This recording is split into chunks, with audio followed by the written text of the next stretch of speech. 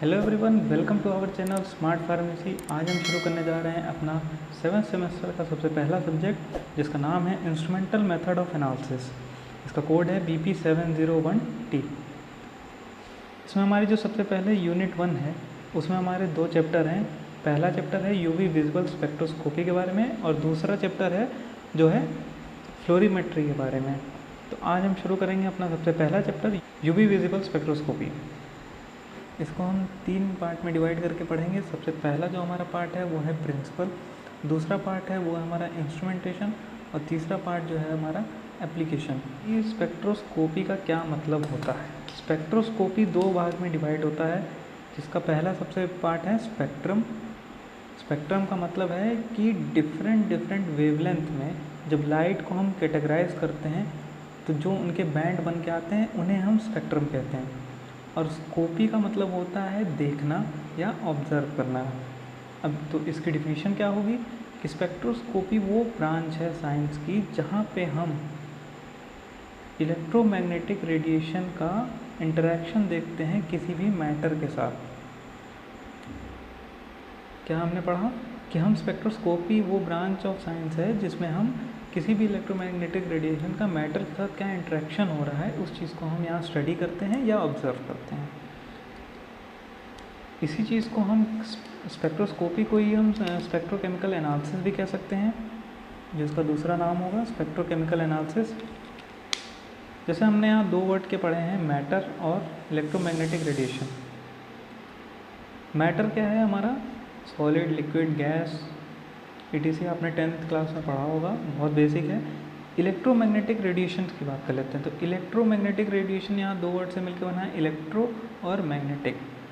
मतलब हम वो रेडिएशन की बात कर रहे हैं जिसमें इलेक्ट्रिक फील्ड भी होगी और मैग्नेटिक फील्ड भी होगी। इसकी डिटेल्ड व्यू जो हमारे लिए सिलेबस में ज़रूरी तो नहीं है, बट आपको समझाने के लिए जो डिटेल्ड व्यू की मैं बात करूँ तो इलेक्ट्रोमैग्नेटिक जो रेडिएशन होता है उसमें इलेक्ट्रिक फील्ड और मैग्नेटिक फील्ड परपेंडिकुलर डायरेक्शन में एक दूसरे के ट्रैवल करती हैं। जैसे यहाँ लिखा है, electromagnetic radiation consist of 2 field, electric field and magnetic field. अब कौन कौन सी जो वेव्स होती हैं या जो रेडिएशंस होती हैं वो इलेक्ट्रोमैग्नेटिक रेडिएशंस होती हैं?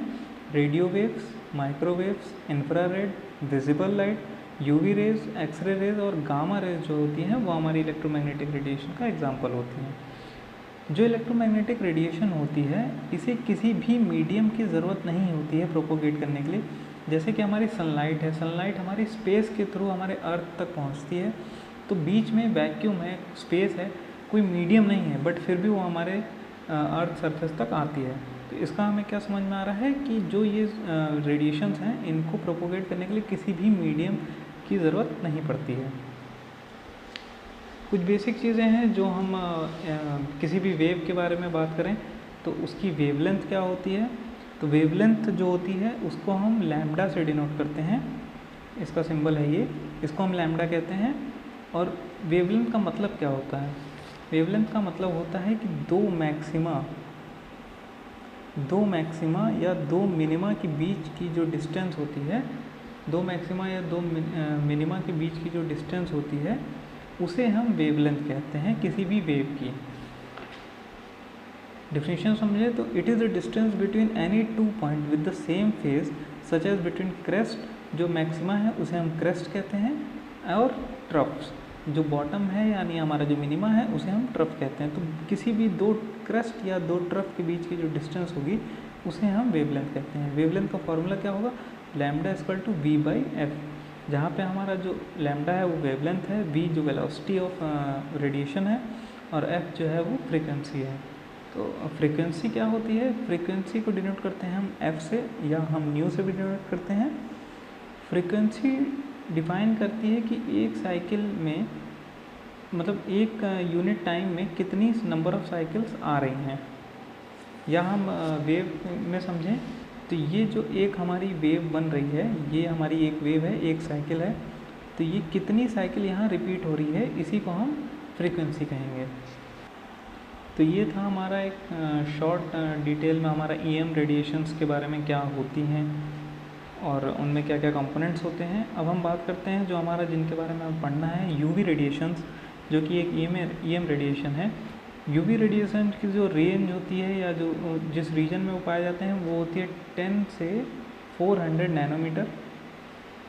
इसको हम दो रीजन में डिवाइड भी कर सकते हैं। पहला है नियर यूवी रीजन जिसकी रेंज होती है 200 से 400 नैनोमीटर, और सेकंड होती है फार और वैक्यूम यूवी रीजन जिसकी होती है रेंज 10 से 200 नैनोमीटर। ये अल्ट्रावायलेट की रेंज थी। अब हम बात करते हैं विजिबल रेंज की। विजिबल रीजन की जो रेंज होती है वो 400 से 800 नैनोमीटर तक एक्सटेंड। बात करते हैं थ्योरी ऑफ स्पेक्ट्रम की। जो स्पेक्ट्रम है जिसके बारे में हमें पढ़ना है, जिसको हमें स्टडी करना है, वो क्या होता है। तो यूवी एब्जॉर्प्शन, दो टाइप के स्पेक्ट्रम हम पढ़ेंगे यहाँ पे, एब्जॉर्प्शन और इमिशन स्पेक्ट्रम। तो स्पेक्ट्रम बनते क्यों हैं, क्यों मतलब बैंड्स बनते हैं, क्यों लाइट के डिफरेंट फ्रिक्वेंसीज़ पे बैंड बनते हैं। तो जब हम अपना कोई भी रेडिएशन किसी सैंपल से पास कराते हैं तो उस सैंपल के जो इलेक्ट्रॉन्स होते हैं, जो एटम्स के इलेक्ट्रॉन होते हैं उस सैंपल में, वो एक्साइट हो जाते हैं। वो जब एक्साइट होते हैं तो वो एनर्जी गेन करते हैं। गेन करने के बाद वो ग्राउंड लेवल से एक्साइटेड स्टेट में जाते हैं, जहाँ पे वो डिफरेंट टाइप के स्पेक्ट्रम हमें देते हैं, जिसे हमारा डिटेक्टर वहाँ पे डिटेक्ट कर लेता है। तो हम बात करते हैं कि जब हमारा कोई यूवी रेडिएशन किसी मॉलिक्यूल से पास होता है तो उसके इलेक्ट्रॉन ट्रांजिशन होकर लोअर एनर्जी से हायर एनर्जी लेवल पे जाते हैं, जैसा मैंने अभी बताया। तो जो एनर्जी डिफरेंस आता है उसको हम देते हैं E=h न्यू से। ये उसका फॉर्मूला होता है, जो एनर्जी गेन किया हो वो मॉलिक्यूल, उस एनर्जी को निकालने का ये फार्मूला होता है E=h न्यू। अब यहाँ पे E हमारा क्या है, ये हमारी एनर्जी है जिसको हम अर्जेस में, जो इसकी एसआई यूनिट होगी वो अर्ज होगी। V है हमारा फ्रीक्वेंसी, किस फ्रीक्वेंसी से वो वेव ट्रैवल कर रही है। और H हमारा प्लैंक्स कांस्टेंट है जिसकी वैल्यू 6.6256 × 10⁻⁻27 अर्ट्स पर सेकेंड है। ट्रांजिशंस जो हो रहे हैं हमारे डिफरेंट लेवल्स में, जो हमने अभी बताया कि जैसे मॉलिक्यूल जब है तो किसी मॉलिक्यूल का जो एटम का जो इलेक्ट्रॉन है वो जब एनर्जी ले रहा है, जब एब्जॉर्ब कर रहा है, तो वो डिफरेंट टाइप्स के स्पेक्ट्रम दे रहा है। तो दो स्पेक्ट्रम बेसिकली हमको देखने को मिलते हैं। पहला है एब्जॉर्प्शन स्पेक्ट्रम और दूसरा है हमारा इमिशन स्पेक्ट्रम। एब्जॉर्प्शन स्पेक्ट्रम कब आएगा, जब हम किसी भी सैंपल को हम यूवी रेडिएशन पास कराएंगे उससे, तो हमारा वो मॉलिक्यूल एब्जॉर्ब करेगा, तब जो डिटेक्ट करेगा, जो हमारा डिटेक्टर डिटेक्ट करेगा, वो एब्जॉर्प्शन स्पेक्ट्रम को डिटेक्ट करेगा। इमिशन स्पेक्ट्रम कब होता है, इमिशन स्पेक्ट्रम तब होता है जब हम किसी मॉलिक्यूल को थर्मली एक्टिवेट कराते हैं, यानी उसको हीट प्रोवाइड करते हैं। तब वो क्या करता है, वो लोअर एनर्जी लेवल से हायर एनर्जी लेवल पे जाता है, और जब वो वहाँ हायर एनर्जी लेवल पहुँच जाता है तब वो वहाँ एनर्जी को इमिट करना शुरू कर देता है। तो जो एनर्जी को इमिट करता है वो हमारा जो स्पेक्ट्रम बनता है वो होता है एमिशन स्पेक्ट्रम। सिंपली जो मैंने अभी समझाया वो हम एक फिगर से भी देख लेते हैं कि यहाँ पे क्या हो रहा है कि हम मॉलिक्यूल को एनर्जी दे रहे हैं और वो एनर्जी को एब्जॉर्ब कर रहा है। वो ई लोअर यानी एनर्जी लोअर लेवल से एनर्जी अपर लेवल तक वो जा रहा है। तो यहाँ जो स्पेक्ट्रम बनेगा, जो डिटेक्ट स्पेक्ट्रम होगा, वो एब्जॉर्प्शन स्पेक्ट्रम होगा। वहीं जब हम बात करें कि इमिशन स्पेक्ट्रम में जब हम उसको थर्मली एक्टिवेट करते हैं तो वो एनर्जी लोअर से एनर्जी अपर में गया, एनर्जी अपर से जब वो एनर्जी इमिट करना शुरू करेगा तब वो हमारा इमिशन स्पेक्ट्रम देगा। बात करते हैं एक और स्पेक्ट्रम की जिसे हम कहते हैं फ्लोरोसेंट स्पेक्ट्रम। ये कब बनता है, फ्लोरोसेंट स्पेक्ट्रम तब बनता है जब मॉलिक्यूल हमारा अपर एनर्जी लेवल से लोअर एनर्जी लेवल की तरफ आने की प्रोसेस में होता है और वो एक इंटरमीडिएट लेवल पे आके रुकता है। इंटरमीडिएट लेवल पे आके रुकने के बाद वहाँ पे वो जो एनर्जी रिलीज़ करता है वो हमारा फ्लोरोसेंस के फॉर्म में होती है। तो उसी जब वो स्पेक्ट्रम डिटेक्ट होता है तो उसी स्पेक्ट्रम को हम कहते हैं फ्लोरोसेंट स्पेक्ट्रम। तो जो एनर्जी फ्लोरोसेंट इमिशन में रिक्वायर्ड होती है वो एनर्जी लोअर होती है, यानी कम होती है जितनी एनर्जी उसने स्टार्टिंग में एब्जॉर्ब की थी। क्योंकि जितनी एनर्जी उसने एब्जॉर्ब की वो वहाँ उस एनर्जी को लेके वो अपर तक पहुँच गया, लेकिन अब वो एनर्जी को इमिट कर रहा है, यानी उसकी एनर्जी जो जी पहले थी वो एनर्जी अब उससे कम हो रही है। तो जो एक्चुअल एनर्जी रिक्वायर्ड होती है किसी भी मॉलिक्यूल को, किसी भी इलेक्ट्रॉन को एक लोअर स्टेट से एक्साइटेड स्टेट में जाने के लिए या ग्राउंड स्टेट से एक्साइटेड स्टेट में जाने के लिए, उसको हम कैसे कैलकुलेट करें? उसको हम कैलकुलेट करें E1 minus E0 equal to H nu. E1 minus E0 equal to H nu. E1 हमारा क्या है? एनर्जी जो एक्साइटेड स्टेट में है यानी अपर स्टेट में है, उससे हम माइनस करेंगे एनर्जी जो हमारी ग्राउंड स्टेट में है। अब क्यों हम यहाँ E1 को पहले ले रहे हैं? क्योंकि ग्राउंड स्टेट में उसकी एनर्जी 0 थी, इसलिए वो ग्राउंड स्टेट में था। जब उसने एनर्जी एक्वायर की है तो वो एक्साइटेड स्टेट में पहुँच गई, यानी उस टाइम पे उसकी एनर्जी जो होगी वो मैक्सिमम होगी। तो हम E1 माइनस E0 करते हैं, और H आपको प्लैंक्स कांस्टेंट पहले ही बताया, और न्यू हमारा जो है वो फ्रीक्वेंसी है। अब जब हम बात करते हैं कि किसी भी मॉलिक्यूल की जो टोटल एनर्जी क्या होती है, किसी भी मॉलिक्यूल की टोटल एनर्जी हम कैसे कैलकुलेट करें? तो जितनी भी उसकी इलेक्ट्रॉनिक एनर्जी होगी, ई इलेक्ट्रॉनिक, जितनी भी उसकी वाइब्रेशनल एनर्जी होगी यानी किसी मोशन की वजह से, और जितनी भी उसकी रोटेशन की वजह से जो एनर्जी होगी, वही हमारी मॉलिक्यूल की एक टोटल एनर्जी होती है। अगला जो हमारा टॉपिक है इसी चैप्टर में, वो है इलेक्ट्रॉनिक ट्रांजिशन। यह हमने शॉर्ट में पढ़ा कि यूवी विजिबल स्पेक्ट्रोस्कोपी होती क्या है और ये किस बेस पे काम करती है। तो ये यूवी स्पेक्ट्रोस्कोपी किस बेस पे काम करती है? यूवी स्पेक्ट्रोस्कोपी जो है वो एब्जॉर्प्शन स्पेक्ट्रम पे काम करती है। तो एमिशन स्पेक्ट्रम पे कौन सी काम करेगी? वो काम करेगी फ्लेम फ्लेम फोटोमेट्री, वो हम बाद में पढ़ेंगे। बात करते हैं इलेक्ट्रॉनिक ट्रांजिशन की। इलेक्ट्रॉनिक ट्रांजिशन का क्या मतलब होता है? इलेक्ट्रॉनिक ट्रांजिशन का मतलब होता है कि कोई मॉलिक्यूल का जो इलेक्ट्रॉन है वो एनर्जी को एब्जॉर्ब करे और अपने एक्यूपाइड ऑर्बिटल्स को छोड़ के वो अनएक्यूपाइड ऑर्बिटल में चला जाए। अब ऑर्बिटल्स क्या होते हैं? बात करते हैं ऑर्बिटल्स क्या होते हैं। ऑर्बिटल जो होते हैं, ऑर्बिटल वो जगह होती है किसी भी एटम में जहाँ पे इलेक्ट्रॉन की पाए जाने की जो प्रोबेबिलिटी होती है वो मैक्सिमम होती है, यानी उस रीजन में इलेक्ट्रॉन पाया जाएगा। तो जनरली जो ट्रांजिशन होता है वो हाईएस्ट ऑक्यूपाइड मॉलिक्यूलर ऑर्बिटल से लोएस्ट अनऑक्यूपाइड मॉलिक्यूलर ऑर्बिटल में होता है। यानी कोई जैसे हम बात कर लें कि कोई स्टेबल है अपनी जगह पे, इलेक्ट्रॉन जो है वो एक स्टेबल है, तो अब जब हम उसे एनर्जी देंगे तो वो एक अनस्टेबल फॉर्म में जाएगा, अनऑक्यूपाइड जगह पे जाएगा, क्योंकि हम उसे एनर्जी दे रहे हैं। ठीक है। या हम डेली लाइफ की बात करें कि आपकी जॉब लगी हुई है, आप कहीं वर्किंग प्रोफेशन में काम कर रहे हो, तो अगर हम आपको हायर सैलरी देंगे तो आप किसी अलग कंपनी में जाओगे तो वहाँ पे वैकेंट स्पेस है, तभी आपको वहाँ पे हम रख रहे हैं। तो आप वहाँ जा क्यों रहे हो? क्योंकि हम आपको एक हाई पे जॉब दे रहे हैं जो आपकी पहले थी। तो वो हाईएस्ट ऑक्यूपाइड मॉलिक्यूलर ऑर्बिटल होता है। जब उसको एनर्जी मिलती है तो वो लोएस्ट अनऑक्यूपाइड मॉलिक्यूलर ऑर्बिटल में जाता है। अब वहाँ आप जाओगे, आपको सैलरी तो हाई है लेकिन आप वहाँ नए हो, तो आप वहाँ के लिए क्या हो गए? अनऑक्यूपाइड हो गए। धीरे धीरे आप ऑक्यूपाइड हो गए, तो अभी आप वहाँ क्या हो? लोएस्ट अनऑक्यूपाइड मॉलिक्यूलर ऑर्बिटल में पहुँच गए हो। अब जब लोएस्ट अनऑक्यूपाइड ऑर्बिटल में पहुँच गए तो आपकी जो एनर्जी होगी वहाँ पे वो मैक्सिमम होगी। Lowest energy occupied molecular orbital जो होते हैं वो सिग्मा ऑर्बिटल्स होते हैं, जो सिग्मा बॉन्ड बनाते हैं। जो सिंगल बॉन्ड होते हैं उन्हें हम सिग्मा बॉन्ड कहते हैं।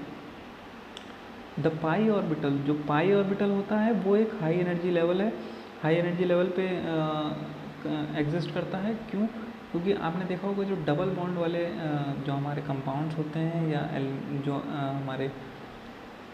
जो डबल बॉन्ड वाले हमारे कंपाउंड्स होते हैं, उनमें एनर्जी हम थोड़ी सी भी देते हैं तो बॉन्ड ब्रेक हो जाता है, तो वो अनस्टेबल होते हैं क्योंकि वो उनमें एनर्जी बहुत हाई होती है। वो अनशेयर्ड, उसके बाद बात करते हैं जो अनशेयर्ड पेयर्स ऑफ इलेक्ट्रॉन है वो नॉन बॉन्डिंग ऑर्बिटल में लाई करते हैं। यानी अनशेयर्ड है, किसी से शेयर नहीं हो रहे हैं, किसी से बॉन्ड नहीं बना रहे हैं, तो वो नॉन बॉन्डिंग ऑर्बिटल्स में लाइज करते हैं, जिन्हें हम n से डिनोट करेंगे। ये इनकी जो एनर्जी होती है वो पाई ऑर्बिटल से भी ज़्यादा होती है।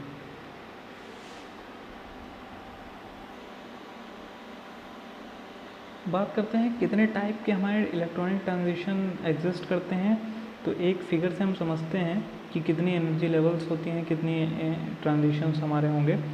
तो हम एनर्जी के इंक्रीजिंग लेवल में देखेंगे तो सबसे पहला हमारा आता है सिग्मा, क्योंकि हमने पहले भी बताया कि लोएस्ट एनर्जी सिग्मा ऑर्बिटल्स की होती है। सिग्मा, उसके ऊपर जो एनर्जी होती है वो पाई ऑर्बिटल्स की होती है। फिर आते हैं अनपेयर्ड या unoccupied orbitals, unshared pairs of electron. उसके बाद आते हैं हमारे सिग्मा पाई स्टार, और उसके बाद आते हैं हमारे सिग्मा स्टार। ये जो लेवल्स होते हैं ये ऑक्यूपाइड लेवल्स होते हैं, ऊपर के जो लेवल्स होते हैं ये अनऑक्यूपाइड लेवल्स होते हैं। इसका क्या मतलब है अनऑक्यूपाइड और ऑक्यूपाइड का, यानी यहाँ पे इलेक्ट्रॉन जो है वो फुलफ़िल होता है किसी भी ऑर्बिटल में। यहाँ का जो ऑर्बिटल होता है, जैसे आपने अगर पढ़ा हो क्वांटम नंबर्स, तो ये ऑर्बिटल अगर है तो ये यहाँ पे जो रहेंगे ये फुलफ़िल रहेंगे, ये सारे फुलफ़िल रहेंगे। बट यहाँ पे अनऑक्यूपाइड में क्या रहेगा, ये अनऑक्यूपाइड रहेंगे, यानी ये एम्प्टी स्पेस रहेगी यहाँ पे। ये पी ऑर्बिटल है, पी ऑर्बिटल पाई बॉन्ड में हेल्प करता है। इनकी जो पैरेलल इनकी ओवरलैपिंग से हमारा पाई बॉन्ड बनता है पी ऑर्बिटल के। कितने टाइप के इलेक्ट्रॉन्स जो हमारे ट्रांजिशन में इन्वॉल्व होंगे, सिग्मा, पाई और नॉन बॉन्डिंग इलेक्ट्रॉन जो किसी से बॉन्ड नहीं बना रहे हैं। 3 टाइप की बेसिक सी बात है, 3 टाइप के इलेक्ट्रॉन्स हमारे ट्रांजिशन में इन्वॉल्व होंगे। तो अब अगर हम इस फिगर की बात करें तो सिग्मा से अगर हमारा जो ट्रांजिशन होगा सिग्मा स्टार में, ये सिग्मा से सिग्मा स्टार में अगर ट्रांजिशन होगा तो हमें उसे सिग्मा सिग्मा स्टार कहेंगे, ट्रांजिशन कहेंगे। अगर सिग्मा से पाई स्टार में ट्रांजिशन होगा तो हम उसे सिग्मा पाई स्टार कहेंगे। पाई बॉन्ड से पाई ऑर्बिटल से पाई स्टार ऑर्बिटल में अगर ट्रांजिशन हो रहा है, यानी यहाँ का जो इलेक्ट्रॉन है वो पाई स्टार ऑर्बिटल में जा रहा है, तो हम उसे पाई स्टार और ट्रांजिशन कहेंगे। और ऐसे ही सो ऑन जितने भी हमारे ट्रांजिशंस हैं। इलेक्ट्रॉन्स की बात करें तो सिग्मा इलेक्ट्रॉन्स जो होते हैं वो सैचुरेटेड बॉन्ड बनाते हैं, जैसा अभी बताया मैंने, सिंगल बॉन्ड्स बनाते हैं। इनको एक्साइट करने की जो एनर्जी चाहिए होती है, अब ये स्ट्रॉन्ग बॉन्ड होते हैं, जो हमारे सिग्मा बॉन्ड हैं ये स्ट्रॉन्ग बॉन्ड होते हैं, तो इनको एक्साइट करने, इनको ब्रेक करने के लिए जो एनर्जी रिक्वायर्ड होती है वो यूवी रेडिएशन से हमको नहीं मिल पाती है। तो इसलिए जो भी हमारे जो सिग्मा बॉन्डेड जो हमारे कंपाउंड्स होंगे वो यूवी लाइट में अपनी स्पेक्ट्रोस्कोपी में अपना हेल्प नहीं कर पाएंगे, यानी वो यूवी रेडिएशन को एब्जॉर्ब नहीं करेंगे। तो अगर कोई कंपाउंड यूवी रेडिएशन को एब्जॉर्ब नहीं कर रहा है तो हम उसे एज अ सॉल्वेंट यूज़ कर सकते हैं, क्योंकि वो तो एब्जॉर्ब कर नहीं रहा है। तो जो उसमें हम अगर हमारा कंपाउंड उसमें जो डिज़ोल्व हो सकता है, तो अगर वो डिज़ोल्व होगा तो हमारा सॉल्वेंट का कोई इफेक्ट नहीं आएगा। बात करते हैं पाई इलेक्ट्रॉन की, तो पाई इलेक्ट्रॉन जो होते हैं ये इन्वॉल्व होते हैं अनसैचुरेटेड हाइड्रोकार्बन्स में। अनसैचुरेटेड हाइड्रोकार्बन्स के फॉर्मेशन में इन्वॉल्व होते हैं। ये जो बॉन्ड होता है ये ट्राइन्स और एरोमेटिक कंपाउंड्स में पाया जाता है। नॉन बॉन्डिंग इलेक्ट्रॉन्स क्या होते हैं? नॉन बॉन्डिंग इलेक्ट्रॉन्स किसी भी एटम और मॉलिक्यूल्स में इन्वॉल्व नहीं होते हैं उनके बॉन्डिंग में। जैसे कि ऑर्गेनिक कंपाउंड्स की हम बात करें जिसमें कि नाइट्रोजन, ऑक्सीजन, हैलोजन पाए जाते हैं, इनके ऊपर अनशेयर्ड पेयर ऑफ इलेक्ट्रॉन्स होते हैं या लोन पेयर्स होते हैं, तो इन्हें हम कहते हैं एन इलेक्ट्रॉन्स या नॉन बॉन्डिंग इलेक्ट्रॉन। ये लोन पेयर इलेक्ट्रॉन होते हैं, तो ये किसी से बॉन्ड नहीं बनाते हैं, बट ये एटम्स के सब ऊपर प्रेजेंट होते हैं। एन इलेक्ट्रॉन्स यानी नॉन बॉन्डिंग इलेक्ट्रॉन्स और पाई इलेक्ट्रॉन्स दोनों जो होते हैं यूवी रेडिएशन में एक्साइट हो जाते हैं, यानी ये यूवी रेडिएशन को एब्जॉर्ब कर लेते हैं। बट जो हमारा सिग्मा इलेक्ट्रॉन है वो यूवी रेडिएशन को एब्जॉर्ब नहीं करता है।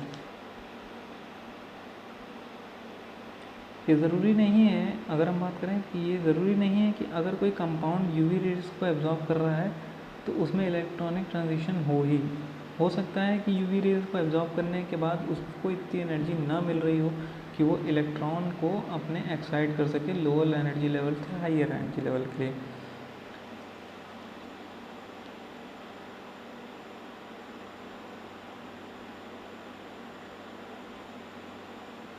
जो भी इलेक्ट्रॉनिक ट्रांजिशन की जो प्रोबेबिलिटी होगी कि कोई भी इलेक्ट्रॉन जो हमारे इलेक्ट्रॉनिक ट्रांजिशन में इन्वॉल्व होगा वो डिपेंड करेगा कि उसका मोलर एक्सटेंशन कोफिशिएंट कितना है, ईमैक्स कितना है।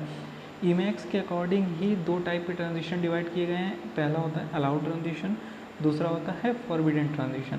तो आइए समझते हैं अलाउड ट्रांजिशन क्या होता है। तो जिस भी ट्रांजिशन में ईमैक्स की जो वैल्यू है वो 10⁴ या उससे ज़्यादा होती है तो वो अलाउड ट्रांजिशन होता है। ये जनरली पाई से पाई स्टार ट्रांजिशन में देखा गया है। एग्जाम्पल में बात करें तो पाई से पाई ट्रांजिशन 1,3-ब्यूटाडाइईन में जो होता है वो 217 नैनोमीटर यानी 217 नैनोमीटर पे, जिसकी ईमैक्स होती है 21,000, जो कि अलाउड ट्रांजिशन को दिखा रहा है। 10,000 से ऊपर होना चाहिए ईमैक्स, यहाँ 21,000 है, तो ये अलाउड ट्रांजिशन है। फॉरबिडन ट्रांजिशन की बात करें तो जिनका ईमैक्स 10⁴ से लेस होता है यानी 10,000 से लेस होता है उनमें फॉरबिडन ट्रांजिशन होता है। फॉरबिडन का ट्रांजिशन मतलब उनमें ट्रांजिशन नहीं हो पाता है। जैसे हम बात करें अगर नॉन बॉन्डिंग n⁴ ट्रांजिशन की सैचुरेटेड एल्डिहाइड या कीटोन में, तो उनमें ईमैक्स जो होता है वो 100 से भी कम होता है, तो यहाँ जो होता है ट्रांजिशन नहीं हो पाता है, तो उस ट्रांजिशन को हम क्या कहेंगे, फॉरबिडन ट्रांजिशन।